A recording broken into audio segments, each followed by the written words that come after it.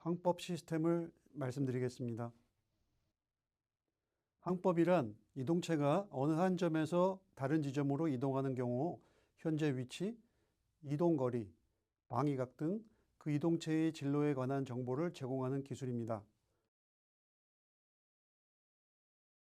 항법은 위치 측정 기술, 즉 현재 위치를 파악하는 기술과 비행제어 기술, 목적지에 도달하는 기술 등을 의미합니다. 무인항공기 및 항공전자에서는 위치 측정 기술을 항법이라고 주로 말씀합니다. 항법의 종류에는 지문항법, 추측항법, 천측항법, 전자항법 등이 있습니다. 지문항법은 조종사가 지도와 산, 강, 도로 등 지형을 참조하여 운항을 하는 것을 의미하며, 추측항법은 나침판, 속도계, 시계 등을 이용하여 경로와 거리를 계산하면서 대략적인 위치를 측측하게 되어 있습니다. 천측항법은 태양, 달, 항성 등을 기준으로 위치를 추측하는 시스템이며, 마지막으로 전자항법, 일렉트로닉 내비게이션에서는 지상 무선국 및 위성 전파를 이용하거나 탑재 장비의 전자 시스템을 이용하여 위치를 계산하는 항법 시스템입니다. 전파항법에 대해서 알아볼 텐데요. 전파항법은 ILS, 인스트루먼트 랜딩 시스템, 계기 착륙 시설이라고 하고요. VOR, VHF, 옴니 디렉셔널 레인지, 초단파 전방향 무선 표식 시스템이고요. DME, 디스턴스 메저링 이퀴먼트, 거리 측정 장치로 구성됩니다. 두 번째 자립항법 셀프 컨테인드 내비게이션 시스템은 주로 INS, 이너셔 내비게이션 시스템 관성 항법 시스템을 이용하는 시스템입니다. 세 번째로 위성항법 시스템, 글로벌 내비게이션 세틀라이트 시스템 GNSS라고 하는데요. 이 시스템에서는 GNS는 글로벌 내비게이션 세틀라이트 시스템, 위성항법 시스템과 GPS, 글로벌 포지셔닝 시스템, 글로나스, 글로벌 내비게이션 세틀라이트 시스템, 그 다음에 갈릴레오, 에스바스, 세틀라이트 베이스드 오그멘테이션 시스템, GBAS, 그라운드 베이스드 오그멘테이션 시스템으로 구성됩니다. 전파항법 시스템은 지상 무선국으로부터 발송하는 전파를 추적하여 항공기의 위치를 파악하는 시스템입니다. 단거리 항법에서는 계기 착륙 시설, ILS, 인스트루먼트 랜딩 시스템, 전방향 표지 시설, VOR, VHF, 옴니 디렉셔널 레인지, 거리 측정 장치, DME, 디스턴스 메저링 이퀴먼트, 전술 항법 장치, 타칸, 택티컬 에어 내비게이션으로 구성되며, 장거리 항법에서는 장거리 항법 시스템 로란, 롱 레인지 내비게이션을 사용합니다. 계기 착륙 시설 ILS, 인스트루먼트 랜딩 시스템은 내가 탄 비행기가 활주로에 착륙할 때 높이는 착륙 고도에 맞춰서 내려와야 되고, 방향은 활주로의 정중앙선을 맞춰서 내려와야 안전하게 착륙할 수 있는 겁니다. 이때 항공기의 자세를 정확하게 알아야 되는데, 이를 알려주는, 즉 활공각과 방위각의 기준 신호가 필요합니다. 이 방위각 기준 신호를 알려주는 시스템을 로컬라이저, 활공각 기준 신호를 알려주는 시스템을 글라이드 패스라 하고, 이 둘을 합쳐서 계기 착륙 시설 ILS라고 합니다.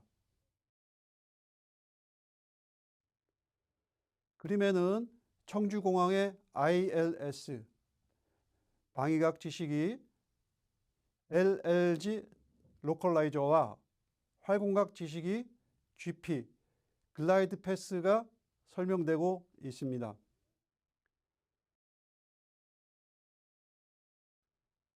계기 착륙 시설에서 조종사는 계기판에서 ILS 방위각 그리고 활공각을 확인하면서 착륙합니다. 그래서 혹시 착륙에 불리한 기상 조건이 되더라도, 즉 공항에 안개가 자욱하게 끼거나 눈비가 와서 시정거리가 짧아지더라도 항공기는 이착륙할 수 있는 것입니다. 만약에 이 ILS 시설이 없는데 앞이 잘 보이지 않게 되면 항공기는 착륙할 수 없습니다. 인근 공항으로 회항해야 되고 만약에 이륙하려던 비행기는 그저 대기해야만 하는 것입니다.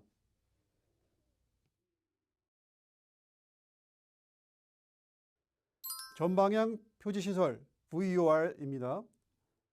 VOR은 항공기와 지상에 설치된 장비까지의 거리 그리고 방위 정보를 제공하여 항공기가 정확하게 공항을 찾아갈 수 있도록 길 잡아주는 역할을 하는 시설입니다. 항공기가 전방향 표지시설 VOR을 이용하여 항로를 운항하는 그림입니다. 그림에서는 항공기가 김포공항을 이륙하여 제주공항으로 가서 착륙하려는 과정에서 안양 VOR, 광주 VOR, 제주 VOR을 이용하여 항공기 방향을 찾아서 비행하는 예시입니다. 거리 측정 장치 DME, Distance Measurement Equipment는 항공기에 탑재된 질문기와 지상국의 응답기 사이에서 전자파를 주고받으면서 이 펄스의 왕복 소요 시간을 계산합니다. 이 계산 소요 시간을 이용하여 거리를 측정할 수 있는 것입니다. 앞전에 보신 VOR과 함께 사용됩니다. 그림에는 비행에서 항공기가 전방향 표지시설과 거리 측정 장치를 이용을 해서 비행을 하다가 공항으로 접근하면서 계기 착륙시설, 방위각 장치, 로컬라이저, 활공각 장치, 글라이드 패스를 이용해서 착륙하는 것을 설명하고 있습니다. 다시 요약드리면 항공기는 전방향 표지시설과 VOR, DME를 이용하여 비행 단계에서 사용하고 계기 착륙시설, 로컬라이저와 글라이드 패스를 이용하여 착륙 단계에서 사용합니다. 두 번째로 관성항법 시스템입니다. 관성항법 시스템은 기본적으로 가속도 센서를 이용하는 시스템입니다. 가속도 센서에서 이를 적분해서 속도를 계산할 수 있고요. 다시 적분하면 이동거리를 계산할 수 있는데 이를 이용하여 차량의 위치를 추정하는 시스템입니다. 이 시스템의 장점은 시계, 날씨, 지형, 상태라든지 전파 방해 등 외적 조건의 영향을 받지 않는 장점이 있고 지상의 지원 시설이 필요 없는 자립항법 시스템이라는 점입니다. 한편 단점으로는 가속도 센서 특성이 오차가 누적되는 성질이 있어서 시간이 가면 갈수록 거리 오차가 증가하기 때문에 누적 오차가 발생해서 단독으로는 사용이 불가능하다는 점입니다. 그래서 지금은 INS 누적 오차를 제거해 줄 수 있는 또 다른 시스템인 예를 들면 뒤에서 보실 GPS 시스템과 함께 사용하게 됩니다. INS 시스템은 관석 측정 장치, IMU, 이너셔 메저먼트 유닛과 항법 컴퓨터 등으로 구성됩니다. 다시 관성 측정 장치는 3축 자이로 센서와 3축 가속도 센서로 구성됩니다. 다음 위성항법 시스템 GNSS는 위성을 이용한 항법 시스템으로서 비교적 정확한 3차원의 항법 정보와 전 세계적인 연속 서비스 그리고 사용자 수에 제한이 없다는 장점이 있습니다.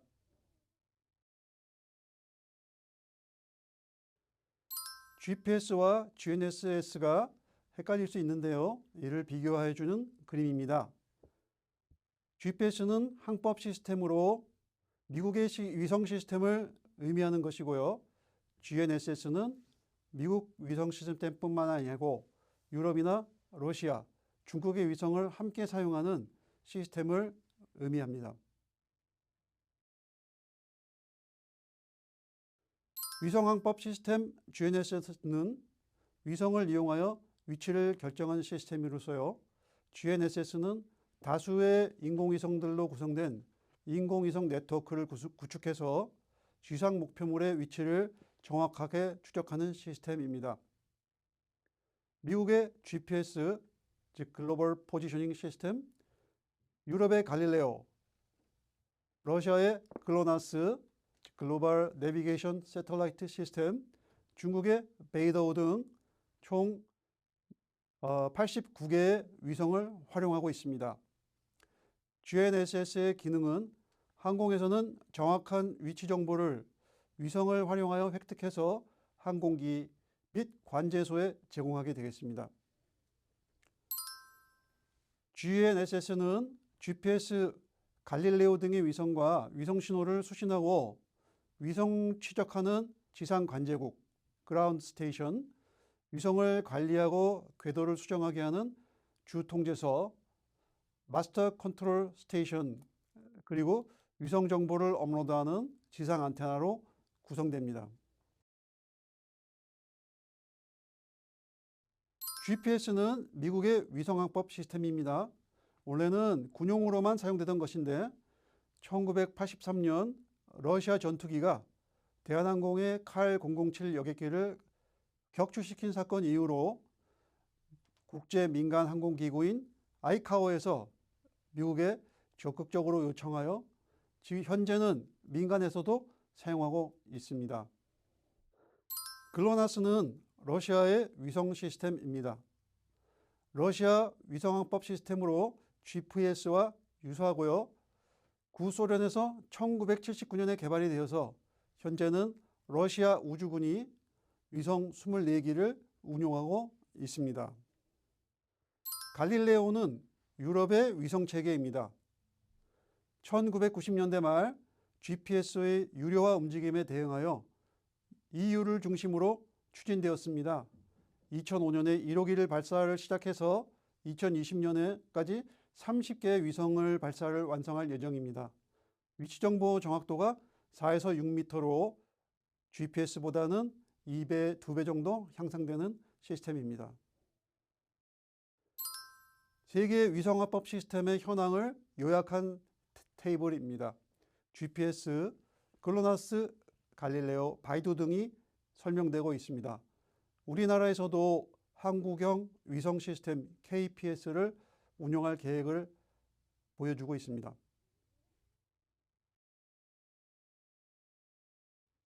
이러한 위성 시스템이 많이 사용되고 있지만은 GPS는 약점이 하나 있습니다. 즉, 내비게이션이 정확하지 않은 것입니다. 그 이유는 GPS 신호 오차가 여러 가지 소스가 있기 때문에 그렇습니다. 그림에서 볼 수 있듯이 위성 궤도 오차, 위성 시계 오차, 전리층 및 대류권 오차, 수신기 오차 등이 있습니다.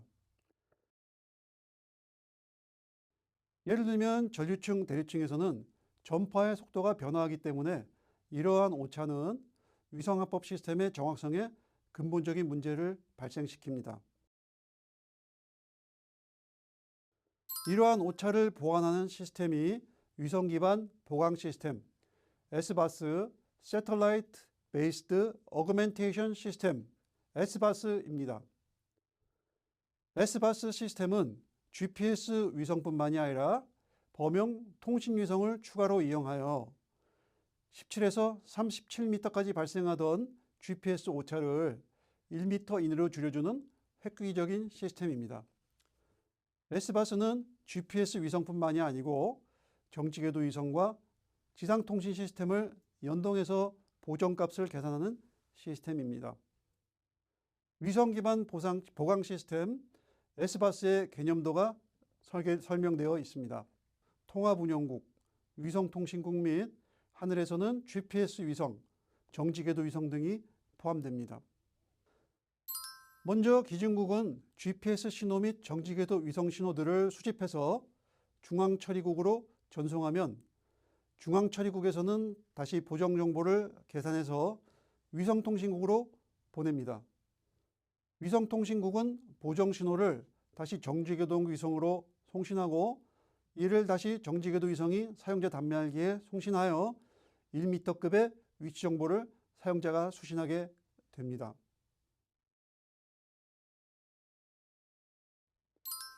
S바스의 운용 분야는 광범위한데요. 항공기 항법 시스템, 자율주행차 시스템, 각종 무인기에서 차량용 내비게이션에서 선박에나 국방에서 다양한 분야에서 활용이 가능합니다.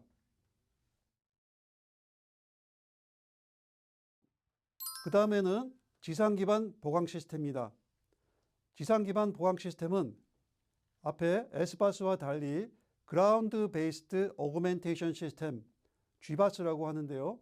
이 GBAS는 공항 내의 정밀한 위치를 측정할 수 있는 지상국을 설치하여 GPS 이송으로부터 정보를 받고 실제 위치의 차를 고려해서 보강된 메시지를 항공통신 중의 하나인 VDL로 항공기에 전송하는 시스템입니다. GBAS는 공항 부분의 좁은 범위에서 사용하긴 하지만 10cm에서 1m까지의 높은 정밀도를 제공하므로 항공기에서 이륙 착륙하는 항공기에 적용이 되면 정밀하고 안전한 공항 운영이 가능하게 됩니다. 지상 기반 보강 시스템 GBAS의 구성 요소는 GPS 기준국, 수신기, 안테나, GBAS 정보 처리 장치, VHF 방송 안테나로 구성이 됩니다. 지금까지는 통신 장비, 항법 장비, 내비게이션 시스템을 확인했습니다.